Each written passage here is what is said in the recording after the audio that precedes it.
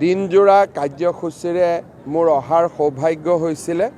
ৰাতিপুৱা সৰুপথাৰ ইনডোৰ ষ্টেডিয়ামৰ আমি উদ্বোধন কৰিছিলোঁ।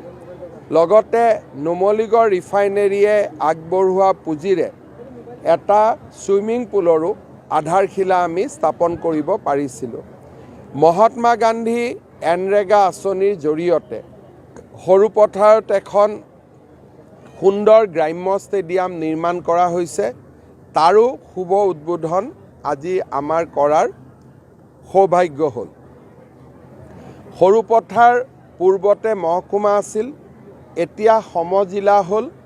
সৰুপথাৰৰ বৰ্ধিত প্ৰশাসনিক যি এক প্ৰকাৰ ক'ব গ'লে সুবিধা, তাৰ লগত ৰজিতা খুৱাই সৰুপথাৰত এখন সমজিলা ভিত্তিক চিকিৎসালয়ৰ প্ৰয়োজন আছিল। আজি প্ৰায় 15 কোটি টকা খৰচ কৰি নিৰ্মাণ কৰি ওলোৱা এই চিকিৎসালয়খনৰো শুভ উদ্বোধন কৰাৰ মোৰ সৌভাগ্য হ'ল। চিকিৎসালয়খনৰ বাবেও নুমলীগড় ৰিফাইনেৰীয়ে আগবঢ়োৱা এটা অক্সিজেন প্লাণ্টো আমি দিবৰ বাবে বা উদ্বোধন কৰিবৰ বাবে সক্ষম হ'লোঁ। ভৱিষ্যতে এই চিকিৎসালয়ত পেইং কেবিন আদিৰ প্ৰয়োজন হ'ব।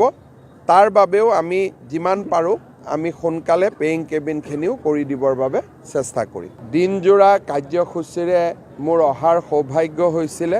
ৰাতিপুৱা সৰুপথাৰ ইনডোৰ ষ্টেডিয়ামৰ আমি উদ্বোধন কৰিছিলোঁ।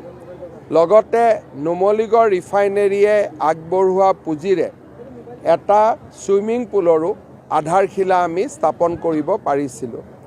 মহাত্মা গান্ধী এনৰেগা আঁচনিৰ জৰিয়তে সৰুপথাৰত এখন সুন্দৰ গ্ৰাম্য ষ্টেডিয়াম নিৰ্মাণ কৰা হৈছে।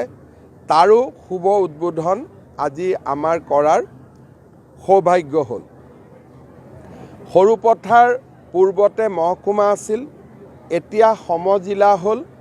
সৰুপথাৰৰ বৰ্ধিত প্ৰশাসনিক যি এক প্ৰকাৰ ক'ব গ'লে সুবিধা, তাৰ লগত ৰজিতা খুৱাই সৰুপথাৰত এখন সমজিলা ভিত্তিক চিকিৎসালয়ৰ প্ৰয়োজন আছিল।